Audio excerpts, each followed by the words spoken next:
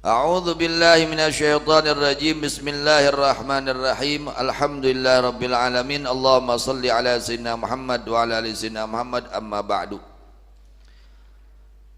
Masih menjelaskan tentang bahayanya dosa. Dosa itu mengakibatkan kesialan dan kecelakaan. Di antara penyebab kecelakaan itu adalah maksiat, perbuatan dosa yang belum ditaubati, ya. Jadi pengaruh dosa itu sangat besar, bukan hanya pengaruh kepada diri pribadinya saja, tapi bisa mempengaruhi kepada lingkungan, kepada sekitar kita, keluarga, anak, istri, orang tua, tetangga, itu pengaruh. Kenapa? Karena perbuatan dosa yang kita lakukan. Bahkan berkata sebagian ulama, inni la'arifu uqubata dzanbi fi su'i khuluqi himari. Sesungguhnya aku mengetahui hukuman dosaku. Ini pasti hukuman dosa nih. Apa buktinya? Fi su'i khuluqi himari, pada jeleknya akhlak himarku. Himarku ini yang tadinya mau dituntut, ini sulit, bengal, ngelawan gitu. Nah, ini pasti akibatnya hukuman, akibat daripada dosa yang aku lakukan. Jadi dosa itu bukan hanya pengaruhnya, efeknya kepada pelakunya saja, tapi membahayakan juga kepada sekitarnya, ya. Ada efeknya. Gara-gara perbuatan dosa akhirnya tandus, akhirnya nggak soleh, itu daripada pengaruh dosa. Wa qala akhraru a'riful 'uqubata hatta fi fa'ri baiti. Sebagian ulama mengatakan, aku tahu akan siksaan dosaku ini sehingga pada fa'ri baiti, tikus rumahku. Ini di rumah banyak tikus, pasti ini aku berbuat dosa yang belum aku taubati. Seperti itu hukuman dari Allah. Artinya dihukum oleh Allah Subhanahu wa taala. Ketika orang berbuat dosa tidak mau secepatnya bertaubat, pasti ada hukumannya di dunia sebelum kelak di akhirat. Baru DP-nya, muqaddimahna lah gitunya, kayak nusampurnama kayak di akhirat siksaan nate. Naudzubillah min dzalik. Bahkan sebagian mengatakan, Sina Abu Sulaiman mengatakan, al-ihtilam uqubah, ya, mimpi basah itu siksaan dari Allah, hukuman dari Allah, ya. Kalau kita mimpi basah itu pasti adalah dosa yang sudah kita lakukan dan belum kita taubati, maka mendapatkan hukuman dari Allah apa? Mimpi basah. Wa qala la yafutu ahadan salatu jama'atin illa bidzanbin yudnibuhu. Tidaklah tertinggal satu salat berjamaah. Andai kata kita nih tertinggal berjamaah, itu penyebabnya dosa, pasti dosa. Yang menjadi sebab kita ketinggalan berjamaah itu dosa. Illa bidzanbin, kecuali dengan sebab satu dosa, yudnibu, yang ia lakukan. Tidaklah seseorang tertinggal salat berjamaah melainkan itu karena kesialan dosa, ya, akibat daripada kesialan dosa. Akibat daripada kesialan dosa tertinggal sholat berjamaah. Itu sholat berjamaah itu waduh luar biasa, ya.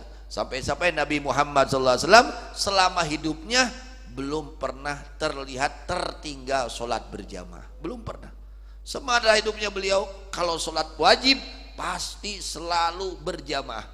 Bahkan para sahabat dahulu itu sholat berjamaah sampai yang sudah nggak mampu untuk berjalan, mereka dikawal kuduaan. Di naon ngaranna teh? Digendeng kuduaan. Bahkan tuh itu sudah payah, sudah tua, sudah nggak kuat jalan, masih ingin berjamaah. Karena ini sunnah muakkadah. Satu sunnah yang tak pernah ditinggalkan oleh Rasulullah sallallahu alaihi wasallam. Urang mah can lulus ge geus haroream.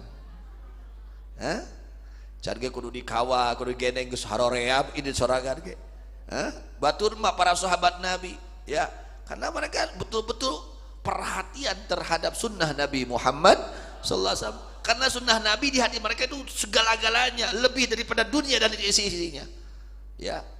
Melaksanakan perintah Nabi itu segala-galanya untuk mereka para sahabat Nabi Muhammad sallallahu alaihi wasallam. Yang mereka inginkan bagaimana saya membahagiakan hati Nabi Muhammad sallallahu alaihi wasallam. Apakah ketika kita berjamaah Nabi bergembira karena sunnah beliau kita laksanakan ya. Ketika kita meninggalkan salat berjamaah Nabi sedih karena ini perintah Nabi.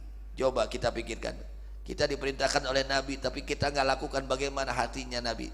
Sakit hati Nabi, sedih hati Nabi ketika kita meninggalkan perintah Nabi Muhammad sallallahu alaihi wasallam. Oleh karenanya dengan acara Rajaban ini Mas, kita semangat ya, kita berusaha terus untuk menghidupkan sunnah-sunnah Nabi Muhammad sallallahu alaihi wasallam. Salah satunya sholat berjamaah. Jadi di antara penyebab seseorang dia itu tertinggal sholat berjamaah karena kesialan dosa yang dia lakukan, baik dosa besar baik dosa kecil, apalagi dosa besar yang belum ditobati. Kemudian ma'ankatu min zamanikum fabima ghayyartum min amalikum, apa saja yang kalian ingkar dari zaman kalian maka adalah sebab kalian telah merubah dari amal kalian. Bisa jadi orang itu orang tidak baik karena kitanya nggak baik. Di antaranya ada dua golongan kata Nabi sallallahu alaihi wasallam, sinfani min ummati idza saluha saluhan nas wa idza fasada fasadan nas, al umara wal fuqaha. Ada dua golongan manusia dari umatku kata Nabi Muhammad SAW. Sinfani min ummati, ada dua golongan manusia dari umatku. Jika dua golongan ini dia baik, soleh, seluruh masyarakat menjadi baik dan soleh. Jika dua golongan umatku ini tidak baik, tidak soleh, maka seluruh yang lainnya masyarakat tidak baik dan tidak soleh. Siapa? Yang pertama al-umara, para pejabat ya, para pemerintah, para pejabat. Yang keduanya wal fuqaha, para kiai, para ulama. Kalau fuqaha, kalau ulama-ulama dan para pejabatnya soleh semua, maka semua masyarakat menjadi soleh. Sebaliknya kalau ulama dan pejabatnya tidak soleh, dikhawatirkan semua menjadi tidak soleh. Nah itu bahayanya ya, bahayanya dosa seperti itu ya. Kemudian Allah berfirman di dalam hadis kursi, Allah berkata, inna adna ma asna'u bil abdi idza athara syahwatahu ala ta'ati an uharrimahu ladzi munajati. Di antara yang paling ya, adna ma asna, yang paling rendah yang aku kerjakan kepada hamba jika ketika dia mementingkan keinginan hawa nafsunya daripada taat kepada aku. Dia lebih mendahulukan keinginan hawa nafsunya daripada taat kepada Allah. Aduh, reamah sare deui. Hayang nare sare, usumna nyaring. Itu umpamanya, usumnya musimnya bangun dia masih tidur, harusnya bangun. Ketika hambaku lebih mengutamakan keinginan syahwatnya daripada ketaatan kepadaku, kata Allah, an uharrimahu ladzi munajati. Aku haramkan dia untuk merasakan lezatnya munajat kepadaku. Doa nggak ada rasa lezatnya, ibadah nggak ada rasa lezatnya. Kenapa? Karena dia lebih mengutamakan keinginan hawa nafsunya daripada taat kepadaku. Jadi orang-orang yang lebih mengutamakan syahwatnya, keinginan hawa nafsunya daripada melaksanakan taat kepada Allah, dia akan diharamkan oleh Allah untuk merasakannya lezat munajat kepada Allah. Lezatnya ibadah kepada Allah hilang semua. Tidak terasa lezat, baca Quran gak ada rasa lezatnya, sholat gak ada rasa lezatnya. Kenapa? Karena dia telah mendahulukan keinginan hawa nafsunya daripada taat kepada Allah subhanahu wa ta'ala. Mudah-mudahan Allah jaga kita semua, Allah bersihkan hati kita semua, Allah jadikan kita hamba-hamba Allah yang taat, hamba-hamba Allah yang saleh dan salihah, amin ya rabbal alamin. Jadi kanggo ibu-ibu ayeuna nu teh pamengan langsung ka pasantrennya kalebet khusus acara ibu-ibu, niatan sadayana anu parantos ngabantos kunaon bae anu hadir ya niatan urang dina ati urang sejak ngagungkeun ngamuliakeun karena di Isra sinareng dimi'rajkeun baginda Nabi Muhammad sallallahu alaihi wasallam. Oge urang sejak nyata nembongkeun syukur ka Allah karena nugraha anu parantos dipapanikeun ku Allah ka urang sadayana nyata nikmat iman percaya karena di Isra sinareng dimi'rajkeun baginda Nabi Muhammad sallallahu alaihi wasallam. Amin ya rabbal alamin. Wallahu a'lam bishawab. Walil marji wal